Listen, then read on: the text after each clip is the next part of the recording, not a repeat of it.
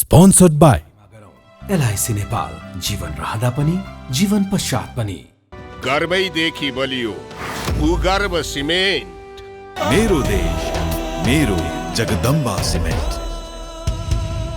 गुणस्तरीय प्लम्बिङको भरपर्दो नाम मार्बल। म पनि आजै नेपाल टेलिकमको एन्टी फाइबर सेवा लिन्छु। नेपाल टेलिकम, राष्ट्रको सञ्चार, राष्ट्रको शान, किसान।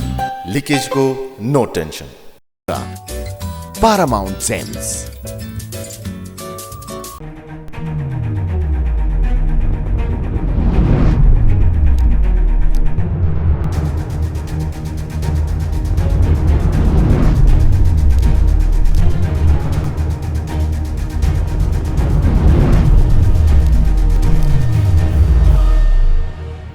नमस्कार राज्य दर्शक, यतिखेर हामी लगातार बहसमा छौँ। स्थानीय तहको निर्वाचनपछि मतगणना जारी छ।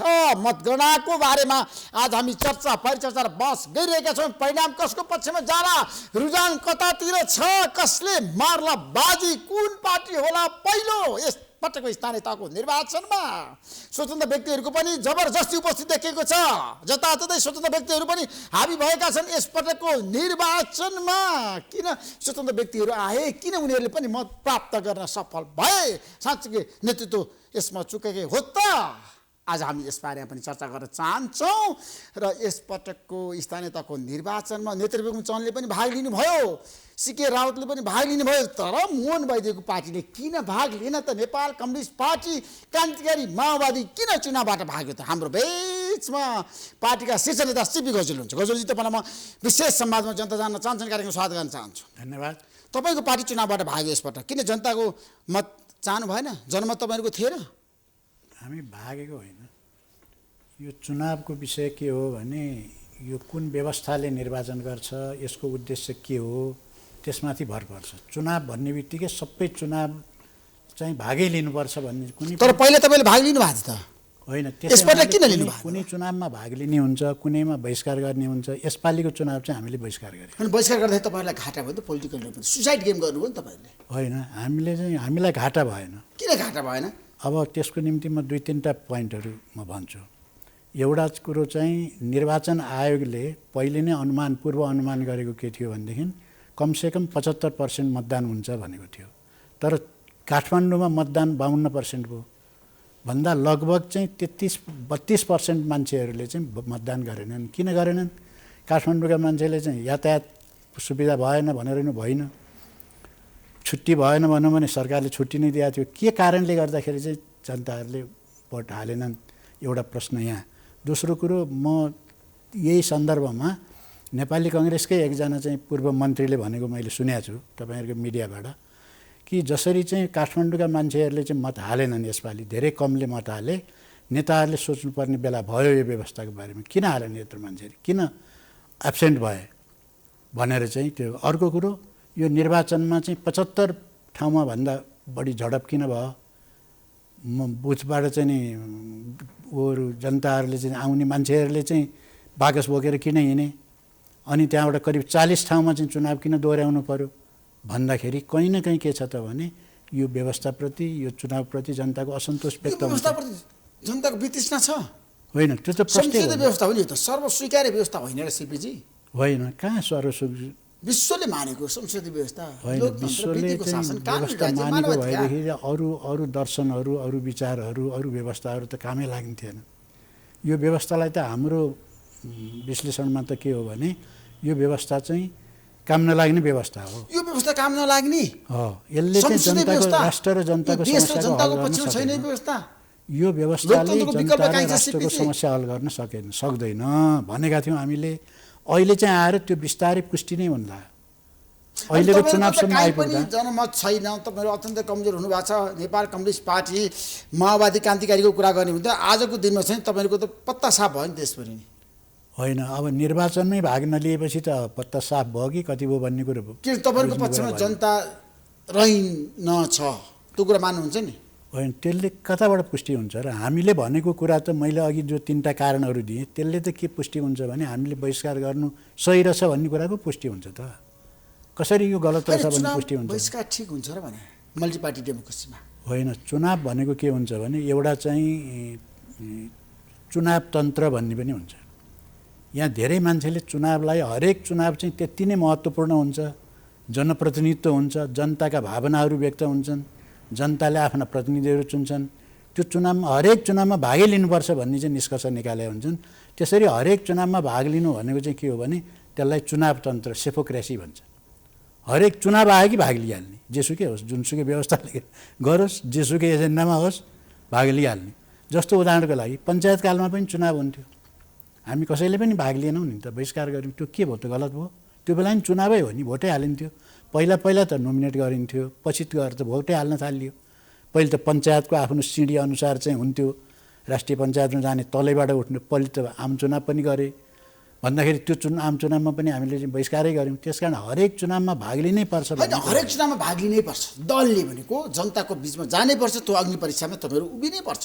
होइन, हरेकमा भाग लिनु भनेको के हो भने त्यसलाई चाहिँ पोलिटिक्समा के भन्छ भने चुनाव तन्त्र भन्छ। चुनाव तन्त्र त हुन्छ लोकतन्त्रमा। होइन, लोकतन्त्र र चुनाव तन्त्र फरक हो। मान्छेले जनताले भोट हाल्नै पर्छ कुनै पनि व्यवस्थामा। संसारको यस्तो व्यवस्था छैन जसमा कि जनप्रतिनिधिहरूले राज्य सञ्चालन नगरून्, हरेकमा गर्नुपर्छ।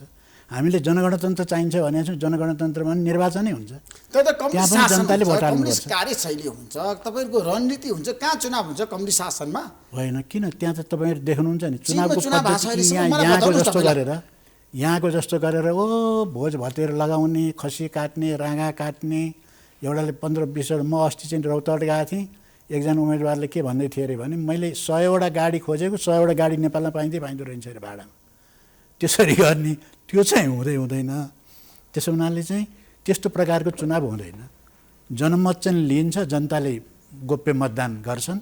यो मान्छे चुनावमा उठेको भन्ने थाहा हुन्छ, ककाललाई दिनुपर्छ, जनताले दिन्छन्। त्यहाँ अब पैसा बाँड्ने कुरा नि आएन, पैसा राखेर चाहिँ ढोग्ने कुरा नि आएन। त्यो अपराध मानिन्छ त्यसलाई। राँगो काटेर खसी काटेर पाइँदैन, राज्यले दिँदैन त्यो कुरा गर्न। त्यसकारण चुनाव गर्ने तरिका बेग्लै हुन्छ, तर निर्वाचन चाहिँ हुन्छ। तर दल त जनतामा जानुपर्छ नि, पर्दैन र? होइन, दल तपाईँहरू जनताबाट अनुमोदित हुनु पर्दैन? अनुमति हुनुपर्छ, तर त्यस्तै व्यवस्थामा हुनुपर्छ जुन व्यवस्था चाहिँ जनताको प्रतिनिधित्व गर्छ। त्यस्ताबाट अनुमोदित नभएको दल त त्यो जानुपर्छ। जनताको लागि चाहिँ केही पनि गर्न सक्ने अवस्थामा पुग्छ नि त।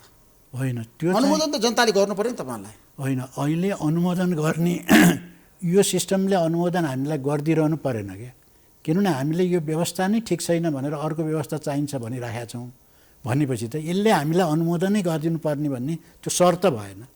निर्वाचनलाई कहिलेकाहीँ उपयोग गर्दा फाइदै हुन्छ भने त्यसलाई विगतमा तपाईँले उपयोग गर्नुभयो, अहिले आएर किन गर्नु पर्यो? कारण के बताउनुहोस्? त्यसमा तपाईँहरू कहाँ छु? हो, ठिक हो। संसद व्यवस्था पहिला तपाईँ उपयोग गर्ने, अहिले आएर चाहिँ नगर्ने, हो, जनताको बिच नजाने।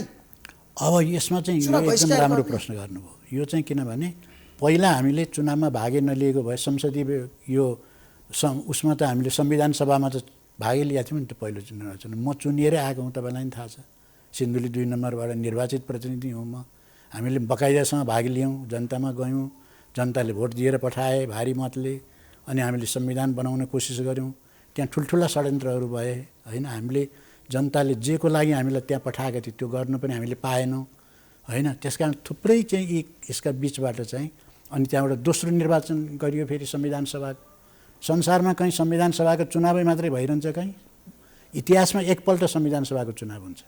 तर यहाँ त एउटा संविधान सभाले भएन, दोस्रो गरिदिने, आवश्यकता परे भए तेस्रो नि गरिदिन्थे। यिनीहरूले गैर जिम्मेवार राजनीतिक पार्टीहरूले चाहिँ जे पनि गर्ने भएको हुनाले फेरि त्यसलाई दोस्रो पहिलो संविधान सभा त छँदै थियो नि। उनीहरू आफैले भनेका थिए 80% काम पुरा भयो है, 80% काम पुरा भएको संविधान सभालाई किन विघटन गर्नु परेको थियो? त्यसकारण चाहिँ अहिले जुन व्यवस्था उनीहरूले ल्याएछन् यो वास्तविक लोकतन्त्र होइन, यो वास्तविक लोकतन्त्र होइन, होइन? यो लोकतन्त्र चाहिँ हुँदै के भयो भन्दाखेरि यो बढीमा के भने अहिले लेखहरू मैले पढेको छु, पहिला लोकतन्त्र मान्ने विद्वानहरूले लेखहरू लेखेका छन्। उनीहरूले के भनेका छन् भने यो लोकतन्त्र होइन, यो के हो भने दलतन्त्र हो। दलतन्त्र भन्ने नि हुन्छ। लोकतन्त्र र दलतन्त्रमा के फरक हुन्छ भने लोकतन्त्रमा चाहिँ जनताको हितको कुरा सोचिन्छ, दलतन्त्रमा आफ्नै पार्टीको मात्रै सोचिन्छ, आफ्नै पार्टीको, आफ्नै परिवारको, अरूसँग मतलब छैन। मलाई के बताउनुहोस् भन्दाखेरि यसपटकको निर्वाचनको मत परिणामले तपाईँले छ नि आफूलाई छ नि चुनावमा जानु ठिक थियो भन्ने लाग्छ कि अथवा चुनावमा नगएको ठिक रहेछ भने तपाईँको होइन भनाइ छ? नगएको ठ्याक्कै। ठिक रहेछ भनेर मैले भनिहालेँ। नगएको किन ठिक रहेछ भने जनताको एउटा ठुलो हिस्साले झन्डै लिएर हिँड्नु परेन बहिष्कार भोट नहाल्नलाई। ती 32% जनताले काठमाडौँका नगरपालिकाभित्रका मान्छेले भोट हालेनन्। त्यसो चुनाव बहिष्कार गर्नु ठिक रहेछ भने तपाईँको पार्टीको निष्कर्ष हो? होइन, हाम्रो बहिष्कारले अहिले चुनावमा भाग लिनु उपयुक्त छैन भनेको कुराले केही न केही त प्रभाव परेछ नि। 32% मान्छेले भोट भनेको कारणले नदिनु गर्दै मतदान नभएको होला र भने होइन। त्यसमा तपाईँको 32%मा भूमिका ल रह्यो होला र? भन्नुहोस् न, 10%लाई मात्रै प्रभाव परिरहेको छ भने पनि धेरै हो नि। भनेपछि त अहिले काठमाडौँको बौद्धिक जगतले चाहिँ नेपालमा परिवर्तन सारा कुराको भूमिका खेल्ने त काठमाडौँका जनता हुन्। काठमाडौँको नगरपालिकाभित्रका मान्छेले चाहिँ 32% मान्छेले भोट हालेनन् भने अनि त्यो चाहिँ कुन उचित रहेछ त भन्दाखेरि हामीले के भने हाम्रो भनाइ चाहिँ जस्टिफाई हो, यो चाहिँ ठिकै भयो। किनभने हामीले भनेका थियौँ यो निर्वाचन जुन भयो नि, यो निर्वाचन के भयो त गरिदिइहाल्यो भइहाल्यो नि भन्ने कुरा होइन नि यो त। किनभने यो निर्वाचनमा हेर्नुहोस् त अहिले चाहिँ यहाँ चर्चा चलिरहेको छ अर्थतन्त्र चाहिँ श्रीलङ्काको बाटो गइरहेछ भने अर्थतन्त्र यतातिर गइरहेछ भनेर चर्चा चलिरहेछ। यहाँका चाहिँ नि अर्थविदहरूले त्यो तर्क निकालिरहेछन्। यस्तो बेलामा निर्वाचनमा चाहिँ वैधानिक खर्च मात्रै 42 अरब छ। ल भन्नुहोस् न, 42 अरब हाम्रो जस्तो गरिब देशमा वैधानिक मात्रै। अरू भोज भतेरको कुरा गर्ने हो भने कमसेकम यसको डबल त होला, झन्डै 1 खरब खर्च छ। ल हेर्नुहोस् त, निर्वाचनमा 1 खर्ब खर्च भयो। ल हेर्नुहोस् के को लागि भयो, के फाइदा के भयो त त्यसको भन्दाखेरि त केही पनि छैन। सरकारको लागि जनताको प्रतिनिधिहरूले अवसर पाए नि त। होइन, यो यहाँ भएका पार्टी जनताको चाहना अनुसारको सरकार बन्दैछ नि स्थानीय तहमा त। अब यो हुँदाहुँदै स्वीकार्नुपर्छ। स्थानीय तहलाई बलियो बनाउनु पर्दैन, होइन, सबल बनाउनु पर्दैन, जनतालाई स्थानीयलाई अधिकार बलियो दिनु पर्दैन। बनाउनुपर्छ। सिंहदरबारको अधिकार छ नि हामीले गाउँ गाउँमा नपुर्याउने सिपिकल ठिक जोजी। हो, होइन पुर्याउने, अनि त्यसलाई पुर्याउने। तर यो जुन अहिलेको सिस्टम छ, अहिलेको चाहिँ सरकार छ, अहिलेको पार्टीहरू छन्, यिनले त्यो पुर्याउँदैनन्। म तपाईँलाई एउटा उदाहरण दिउँ। अहिले 5 दलको गठबन्धन बनेको छ। 5 दलको गठबन्धनले के काम गर्यो भन्दाखेरि एउटा सिट 5वटा पार्टी पनि मिलेर एउटा उम्मेदवार उठाउने भए। अरू पार्टीका मान्छे त रुँदै हिँडेको छ। हेर्नुहोस् त चितवनको निर्वाचन, जगन्नाथको हालत हेर्नुहोस् त, धम्क्याएको छ बिचरालाई। काङ्ग्रेस हुँ बाबा, म काङ्ग्रेसै भएर बस्छु भनेर भन्न पनि नपाउने। म रुखमा भोटाल्न म हान्छु कांग्रेसले बाबा कारबाही गरिसक्यो, उहाँ त स्वतन्त्र व्यक्ति भनेर बनिसक्नु भयो जगन्नाथजी। भन्नै नपाउने। भनेपछि कस्तो लोकतन्त्र हो त? आफ्नै पार्टीको एउटा नेतालाई त्यो अधिकार नदिनिकन लोकतन्त्र हुन्छ? जनतालाई अधिकार दिन्छ त्यसले? त्यो दिँदैन। त्यसकारण यो लोकतन्त्र त लोकतन्त्र होइन, यसलाई चाहिँ दलतन्त्र भनिन्थ्यो। दलतन्त्रभित्र पनि के भने आफ्ना दलकालाई पनि संरक्षण नगरेपछि त कस्तो लाग्न थालेको छ भनेदेखि यो जुन 5 दलका 5वटा नेताहरू नि यो कुलीनतन्त्रतिर गइरहेछन्। यिनीहरूले निर्णय गरे सबै कुरा हुन्छ। चुनावबाट उठ्ने मान्छेलाई नउठाउन पनि सकिन्छ, त्यसको उम्मेदवारी खारिज गर्न पनि मिल्छ, होइन? अब आफ्नै पार्टीको नेताको उम्मेदवारी खारिज गर्नेहरूले जनताको के गर्ला भनिसकेपछि यो कस्तो भयो भने 5वटा नेताहरूको टिम चाहिँ कस्तो भयो भने उनले जे गरे पनि हुन्छ। अब मत परिणाम सरकार पनि उसैले अहिले बनाउँछ। जसरी आइरहेछ रुझानको कुरा गर्दाखेरि होइन, देशभरिको परिणामहरू आइरहेछ, तपाईँलाई के लाग्छ कुन चाहिँ शक्ति पहिलो होला यसपटकको स्थानीय तहको निर्वाचनमा? अब यो बढी चर्चा चाहिँ जब 5वटा दलहरू मिलिसकेपछि उनीहरूले भनेका थिए ओलीलाई साफ गरिन्छ भनेका थिए। ओलीको पत्ता साफ भन्दै हिँडेका थिए। पत्ता साफ होला जस्तो चाहिँ पहिलो ट्रेनले त्यो देखाएको छैन। त्यसले खासै जनतालाई उनीहरूले भनेको कुराले धेरै छोए जस्तो नि लागेन। किनभने त्यो उनीहरूले भनेको भए पनि नभनेको भए पनि ट्रेन त्यही हुन्छ जस्तो देखिन्छ। किनभने अहिले जुन ट्रेन देखिएको छ खोइ एमाले पनि ल्याएकै छ। अझ सबभन्दा धेरै एक्लै सिट सिङ्गल पार्टीमा त उसैको आयो जस्तो देखिन्छ भनिसकेपछि यसले धेरै छोएको छैन। र उनीहरूले चाहिँ जुन तन्त्रहरू यहाँ लागू गर्न खोजिरहेछन् जनताले बिस्तारै त्यसलाई अस्वीकार गर्दै गएको छ। त्यसमा एमाले पहिलो पार्टी बन्छ यसपटक स्थानीय तहको निर्वाचनमा तपाईँको? होइन, त्यो त म भन्न गाह्रो छ। त्यो भविष्यवाणी के हुन्छ भन्ने होइन। म त्यतातिर मेरो ध्यानै छैन। त्यतातिर क्यालकुलेसन मैले गर्नेतिरै म गएको छैन। बरु जनताहरूले चाहिँ के भन्छन् त, यो व्यवस्थाबारे मूल्याङ्कन के हो, यो निर्वाचनबारे मूल्याङ्कन के हो भन्नेतिर चाहिँ मैले अध्ययन गरेको छु। त्यो सम्बन्धी प्रश्न गर्नुहुन्छ भने म धेरै कुराहरू भन्न सक्छु। तर यो कसले जित्ला यो सिटबाट, अब यहाँ काठमाडौँमा उम्मेदवार कुन चाहिँले जित्ने हो? अब यो अहिले एकजना शाह भन्ने आएर छन्, बालिन शाहको उनको पहिलोपल्टको उसमा त पहिलो निर्वाचनको उद्घाटनको गन्तीमा त उनले जित्ने हुन्। त्यो चाहिँ रुझानको कुरा गरेको त्यो छैन। तर एउटा चाहिँ कुरो के देखिन्छ भने उनी अगाडि जसरी आइरहेका छन् त्यसले एउटा जनताको मनोविज्ञान चाहिँ के बुझ्न सकिन्छ भने पार्टीहरूमाथि जनताको भरोसा विश्वास छैन, हराउँदै गयो, त्यो चाहिँ बुझ्न सकिन्छ। काठमाडौँमा चाहिँ केशव सिर्जना सिंहले चुनाव नजित्ने अवस्था छ त? दलको उम्मेदवार कमजोर भएको होस् त?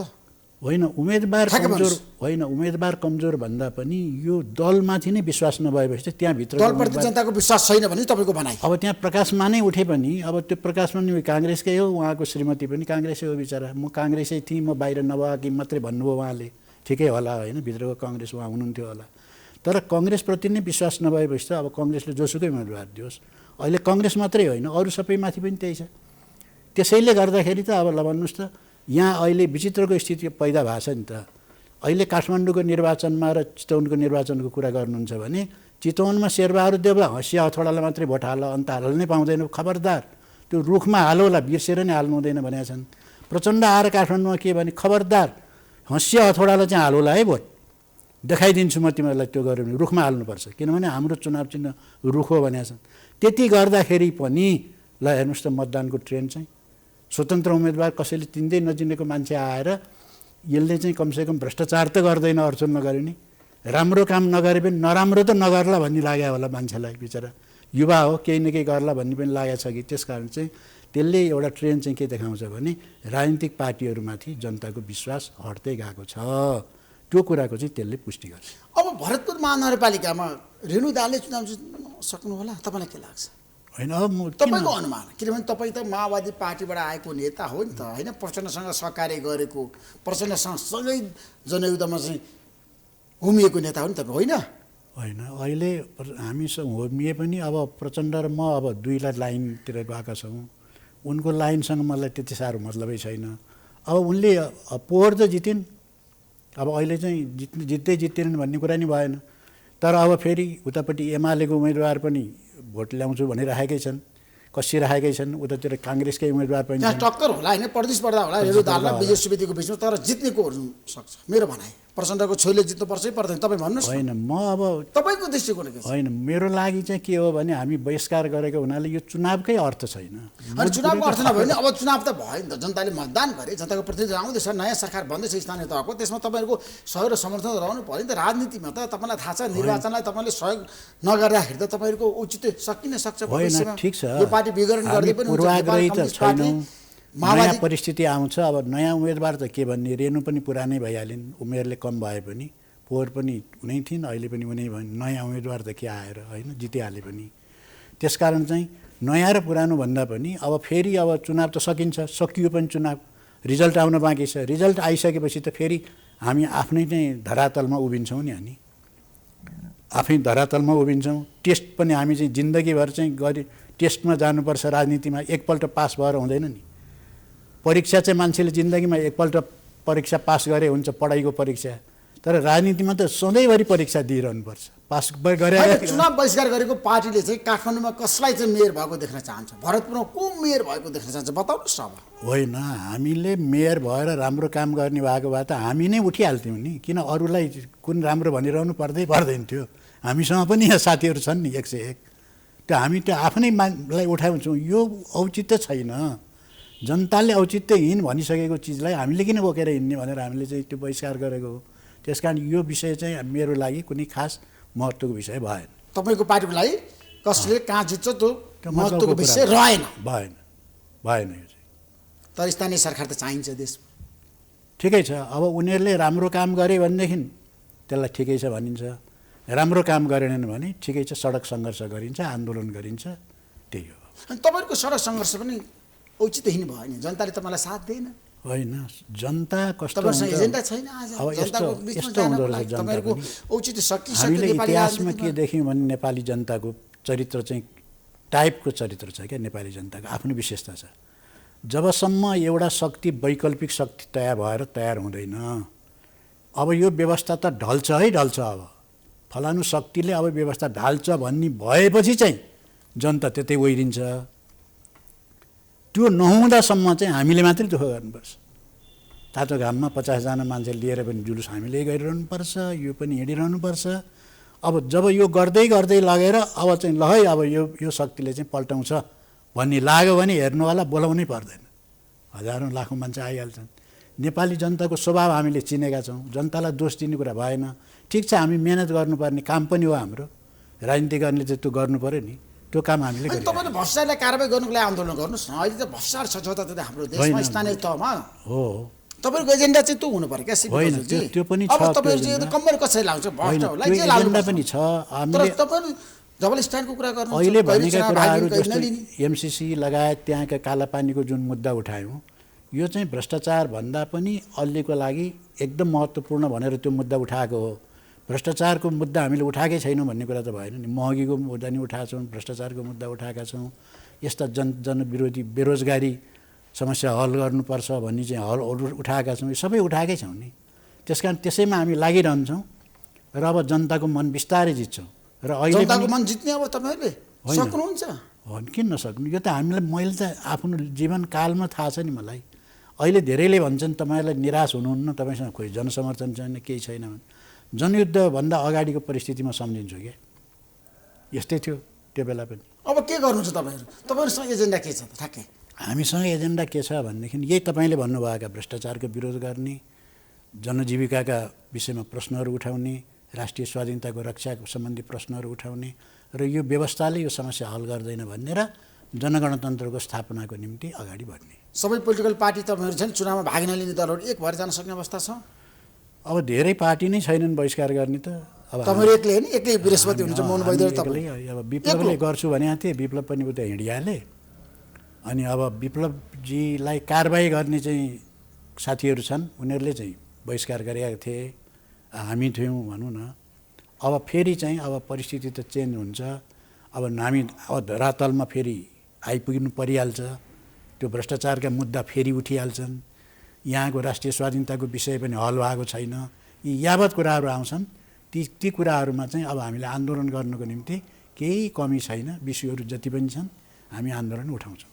आन्दोलनमा जाने अब तपाईँ? जाने, सडकमा जाने? सडकमा जाने हो। जनताको प्रतिनिधिहरू विपक्ष उभिने तपाईँहरू? उभिने। जनताको विपक्षमा त हामी किन उभिन्थ्यौँ? जनताको पक्षमा त सडकमा जाने हो। थ्याङ्क यू सो मच सिपीजी। धन्यवाद। महत्त्वपूर्ण समय दिनुभयो, तपाईँलाई म धेरै धेरै धन्यवाद दिन चाहन्छु। धन्यवाद। थ्याङ्क यू सो हाम्रो मच। विचारहरू यस्तो बेलामा पनि राख्ने मौका दिनुभयो। नमस्कार। Sponsored by एलआइसी नेपाल, जीवन रहँदा पनि जीवन पश्चात पनि। गर्वैदेखि बलियो भूगर्भ सिमेन्ट। मेरो देश मेरो जगदम्बा सिमेन्ट। गुणस्तरीय प्लम्बिङको भरपर्दो नाम मार्बल। म पनि आजै नेपाल टेलिकमको एन्टी फाइबर सेवा लिन्छु। नेपाल टेलिकम, राष्ट्रको सञ्चार। राष्ट्रको शान, किसान। लिकेजको नो टेन्सन। Paramount Gems.